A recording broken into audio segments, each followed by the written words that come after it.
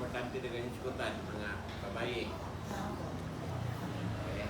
So, ang inyong iskutan, nga na sa pag-umak na ko. So, welcome to year 2026. Bagong tuig. So, ang atong i-share din yung kabuntagon is setting godly priorities for 2026. Dapat na tayo mga prioridad. Okay? Atong buhaton sa 2026. Okay? Para din tayo magkaan, para pang natagaw. At the end of the year, wate agi. So, dapat na tayo mga priorities, mga targets nga atong buhaton. Okay? Now, sa kinabuhi sa tao, daghang mga klase ng pressures. Okay? Kinikitawanan itong family pressure. Okay? Labi na ang pagtagbo sa need sa pamilya or pasing-sigihan kagaway sa imong asawa. Marriage pressure na siya. Dapat ay kitawag ministry pressure. So kita mga pastor, kada adlaw din na tubangon. Gawas kung hayahay ka mga pastor, chill na ka, chill perme, wala na kay bispan. Wala na kay tabang pressure, pero kung sinuot ka ka, nangalagat gino everyday na ano tayo pressure sa atong ministry. Kalua, financial pressure. Wala excited ini. Una. Murag Hinaldo na yung kwartahan nato doon wala siya ini. Na yung health pressure. Lakuhan ang mga sugar o mga BP. Pina ini, mga sakit-sakit sa tuhod. Nalagani ko. Wala dito. Wala dali. Okay. Nalay tuhod. Pilit balay. Ayan. Relational pressure. Okay. Nakakipikil sa uman. Hindi ka, wala ka mayong buot. Gatos uban mo nga hilingan ba or imong kaubang pastor o wakay mayong buot sa imong asawa. Okay. Dayon, natin pressure sa atong mga trabaho or sa atong mga negosyo. Okay. So, ka-negosyo ka, na mo na yung pressure. Okay. Okay, ma, minus ang halin, yan, daghang banaryan, mag-pressure ka. Okay. So, ang kinabuhi, daghang klase nga, pressure nga atong atubang. Okay. So, pero there is one thing na determine sa kapatulungan sa imong kinabuhi. And that is your priority. So, ang imong prioridad sa kinabuhi, una yung hatag o clue kung asa ka padulong o kung saan po imong mahingo. Okay. So, having the right priorities will help you manage the pressure of life. Ano ba? Kung sakto ang imong prioridad, makatapag na siya pag-manage sa mga pressure sa imong kinabuhi. Pressure sa asawa, pressure sa kuan. Ano ni asawa? Nakahinumdum ko itong interview ba? Usa ka sa seminar bitaw. Ano ko, isa asawa. Ipangutana ang kuan. Ipangutana ang speaker ngutana sa mga participant. Define wife. Define stress. Ang tubag sa mga participant, wife. So kinsa may looy kami, kay na-stress me. Nawalang support? Nawalang submit? Trabaho sa balay. You can manage the pressure in life. Okay? Oo. You will be guided how to respond to any pressure. If you don't have a well-defined priorities, you will become a victim of your own circumstances. Hindi man mao imong prioridad, you will be doing something na di po mao At the end, it will only create more pressure, Dagdag more na. problem. Okay. Your priority determine how you spend your time, with whom you spend your time, and how you make decision. So ang imong prioridad, pagtudlo din mo, kung saan mo paggamit imong oras, imong adlaw na urot na ba imong adlaw sige scroll diha sa Facebook. Bahala niyo ako cellphone. So with your time, with your priorities, you will know whom to spend your time. So, paano kang kinsay imong kuyug-kuyugan? Di kayo sa kinsa na lang. Pilihan pa na imong kuyugan. Yan. Bisag baliala ko yun. How you make decision is another thing. Okay? Daghang time, ang atong nga problema actually, resulta mo na sa mga wrong decision sa atong gihimo. Okay? So priorities are crucial. Importante ang mga prioridad sa kinabuhi. So, kita kay mga pastor man ta, tagaan ta mo pipila ka priority nga atong buhaton as pastor sa Throne of Grace. Okay. Number 1, priority nato should be pursue God. Okay. Sabi siya pursue. Another term is you seek God. Okay. So pangitaan, Psalm 63 verse 1 and 2 nagayon, O God, you are my God. Early will I seek you. My soul thirsts for you. Longs for you. In a dry and thirsty land where there is no water. So I have looked for you in the sanctuary to see your power and your glory. So ningon sa David sayos kapuntago, nangita na siya Ginoo. Kita pag mata nato atong pangitaon cellphone. Kay mo apre dayon tas mga Facebook, Messenger. Mga pastor wala dingog. Amen. Wala, kay pwede naman ka di mo basa ang Biblia kada adlaw. Basa pa kang Biblia Sabado na kibuwali ka pagkaugma.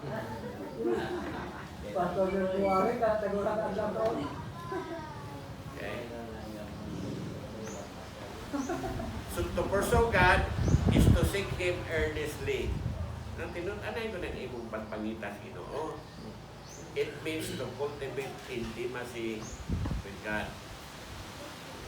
What then is the defining process of the Christian life? The defining purpose. The defining purpose of Christian life is not merely doing things for God.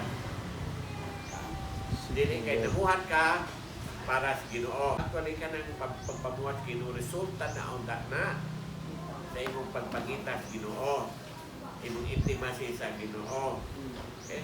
Kaya if you keep doing something for the Lord, nga wala nimo dili routine sa imong intimacy sa Ginoo, maabot panahon kapuyon ka, dili na ka mapigtahan problema, kaya ang imong ginahimo murag out of duty na lang. So dapat nga tanan atong buhaton sa ministry routine sa atong pagkasuod sa Ginoo. Muna mangita kita Ginoo.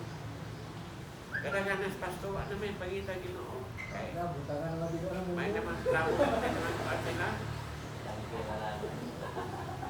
So in the creative order, we were created to enjoy intimacy with God. So gibuhat as Ginoo para to enjoy Him. Pero mas enjoy man tas Facebook. Sawa, wala mo na. Bawat naman, wala. Na ako'y nabasahan dito nga kuan nga. Usa ka pastor yan ginistingan ang kuan. Ako ganing ginistingan ang AI. Awa inang AI kung ikaw si Satanas.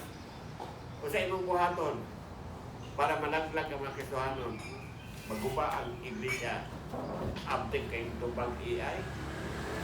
Yung AI, sa iyo ra. I will keep them busy with their cellphone. That they don't have time to read the Word of God and they don't have time to pray. Kauna ang cellphone tubang ni AI.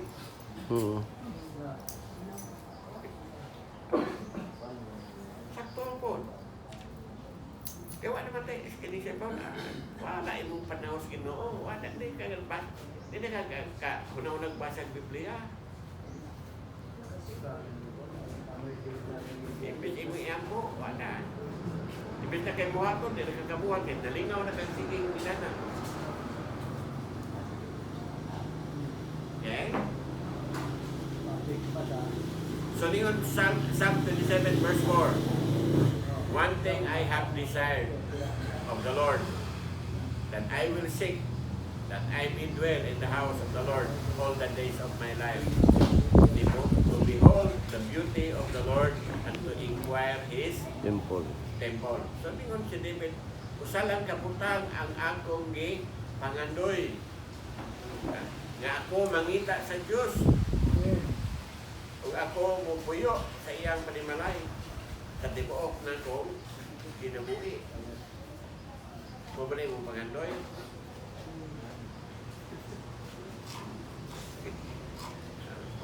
Mga pastor na mga pangandoy. David's intimacy with God is rooted in God Himself.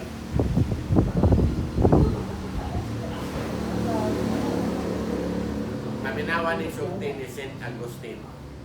Diyo si St. Augustine. To fall in love with God is the greatest of all romances. To seek Him is the greatest adventure. To find Him is the greatest human achievement. This is true. That is intimacy with God. So, ang atong unang prioridad, dili church growth, dili Bible study, Ginoo atong prioridad. Pursue God. Okay? Number 2. Second priority that we need to have is rebuilding your altar. Daghang pastor, dili yun tawag na itong altar builder. 1 Chronicles 21:26 says, and David built there an altar to the Lord and offered burnt offering and peace offering and called unto the Lord. And He, meaning God, answered him from heaven by fire on the altar of the burnt offering. Si David, usa ka altar builder. Si Abraham, altar builder, kutot Abraham, kay mubasa ka sa life ni Abraham. Siyang asa to mo, biyahe si Abraham, pag-abot na adang dapita nga asa siya, puyo, ang unahon niyang tungod, altar, dili, balay. Abraham was an altar builder. Ang pangutana, kita altar builder ba ta? Balay na ako. Balay na ako, diba? Kaya actually, basta mo na itong altar builder, kada bang build ka imong regular communion with God. Okay? Basta communion naman tayo ginugdaan tayo dahang problema. Utaan na itong ampos Ginoo daghan ng balaryan. Kung wala ang gani, ay wala mo. Panahon Ginoo. Kung madaghang problema, buntag, hapon, gabi, kaampo. Kung wala problema, okay ra. Dili na altar builder.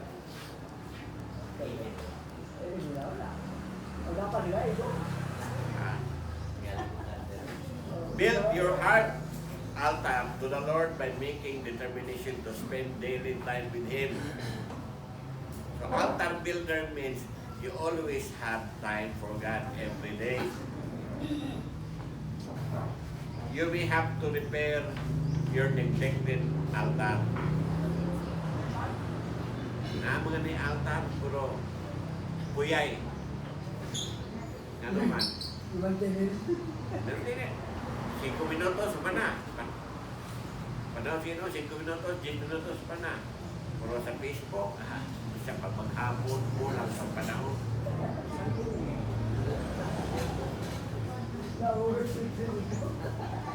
So spend time with God in prayer on a daily basis. Ako mga way ha.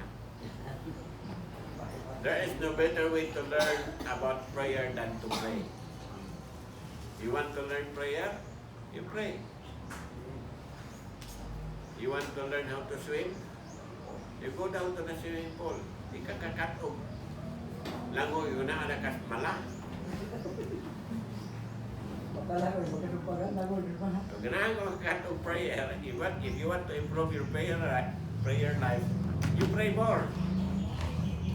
There is no better way to learn about prayer than to pray. So prayer is not merely what we say to God, but what the Holy Spirit inspires in us, in our heart, to lift up before the throne of God. Isuon mo na din. Sakto ba na nag-iingon? Prayer is a privilege. So na ko nung atos governor, o kalusot pa kadayon, i-appointment pa ka. Ito nakabalik lamang masal kay napapay nakasunod nga mga bisita. Pero sa Ginoo, wala na. Anytime you can go to His presence through your prayer. Hindi na ka magpa-appointment. So, prayer is believing in God who hears, answers, and exceeds our prayer. Okay. So, sa una, pursue God. Ikaduha, building your altar. Okay. Ikatulo, investing your life. I-invest ang inyong kinabuhi. When your life is over, what will leave you behind? Kung mamatay niya na ka, kung sabi mo ikabilin,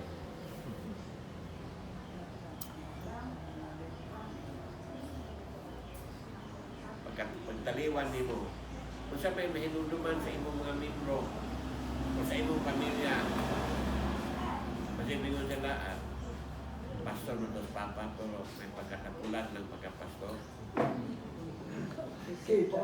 Nakita ko. Sa tos papa, muluyagon. Buloy. O kanang mingon nga, katos pastor, matidun-anon ko itong nangalagan sa Ginoo.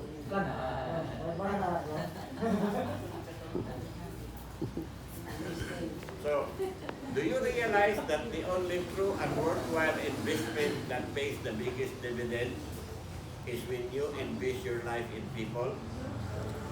Kaya kung hindi ka mo invest sa imong kinabing sa tao, wala kay lasting investment. Okay. Example. Example. Ako na lang. Investment. Okay. Kanang akong example sa Mabinay. I've been doing Pastors Connect diha since 2011 pa. Sa lang tuig atong 2026, pala nakatuig. 14 years na. Okay. Kung ato ko dito, ako nag-consider nga investment. Wa ko gahon-ahon expenses. Kaya maghuna-hon akong expenses, di ko ganang mo ato. Kaya gasto man. Okay. Kung saan na may ilang ihatang na ko, dili, ramang maliot, tumora. Yung gastos pagprinta, sa mga notes, gasolina, atang mga driver, napatay sa mga snacks patas dala. So, kung ako pa nang i-consider nga expenses, pundo kaya na ko niundang. Pero to me, wala na siya. Kana, nga invest magos kinabuhi sa mga bato. So, kung mamatay mga anin mo, ako may anihon sa among training school ni Albert. Pinakabog atong estudyante, pulo. Pulo na magabi, pulo. Kunsi ba to? Absent pa rin, uli. Kampo pa ni, kadusin eh. Kada investment na, ano man. Paghimuan ng kanang material, dili lalim. Ang oras gigahil, ang pagprinta, mahal ng paper, mahal ng ink. So, yeah. Libre naman. Libre po ng kape. Wala ni, training school ko na wala yung bayad sa 5 centavos. Ano man, investment na. I'm doing it as a form of investment. Muna ko ingon, invest your life on people because ang tao, muna yung gidesign ang Ginoo. Gidesign ang tao sa Ginoo nga mulungtad hadto sa kanturan. So kung ganahan ka imong investment sa kinabuhi, mulungtad hadto sa kanton, invest sa People. tao.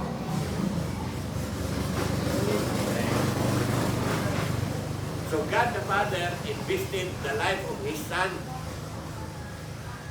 on us.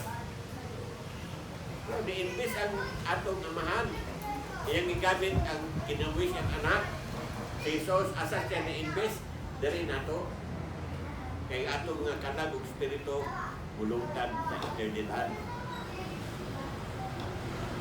So, don't invest on something else nga dili eternal.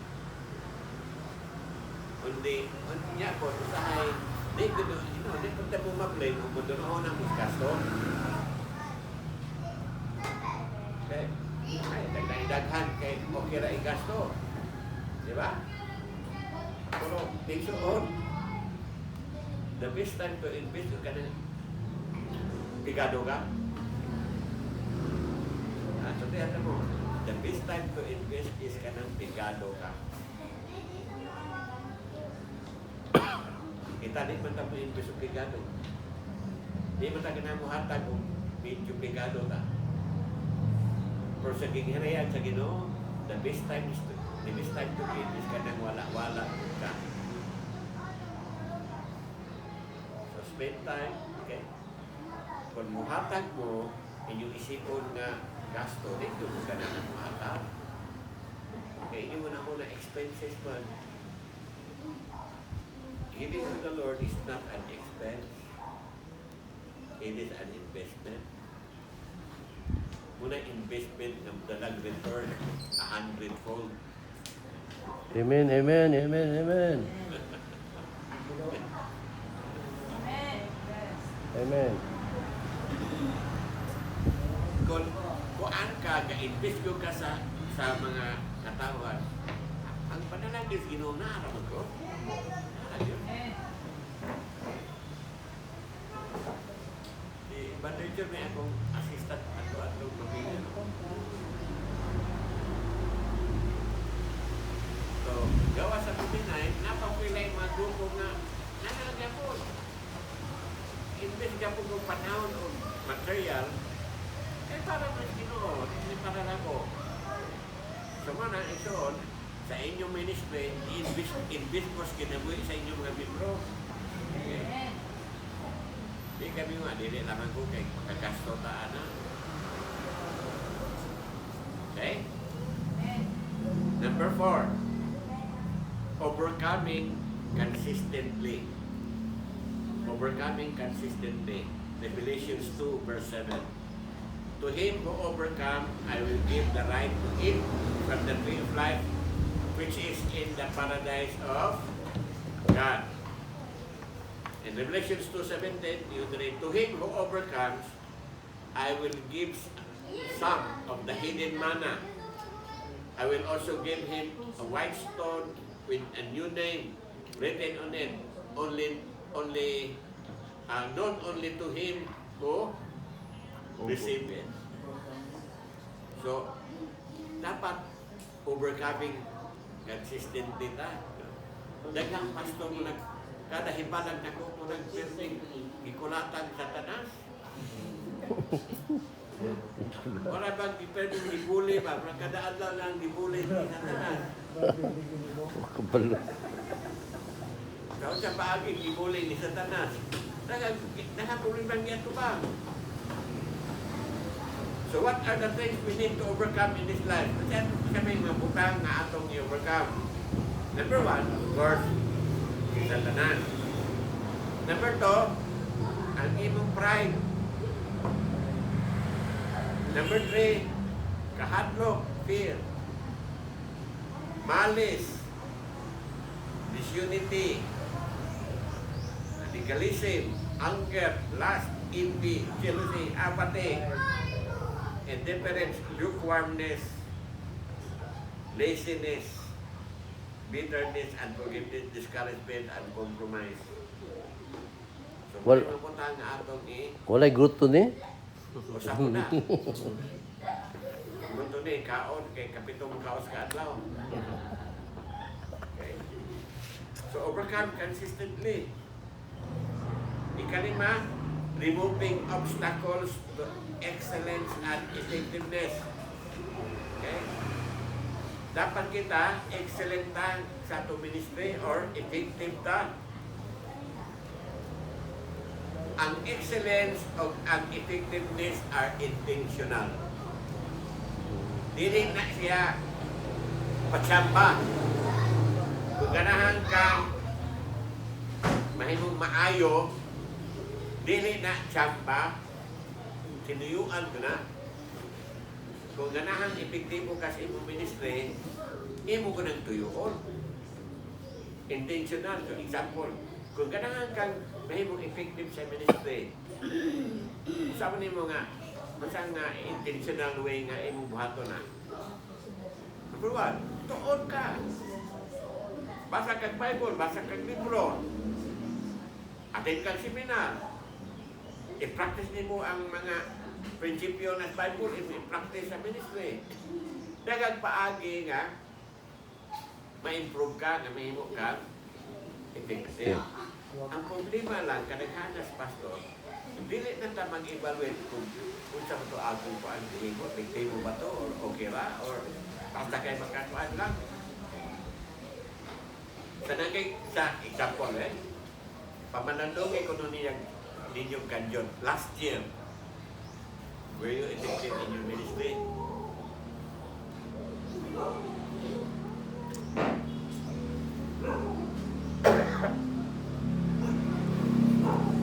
Kasabay mo share,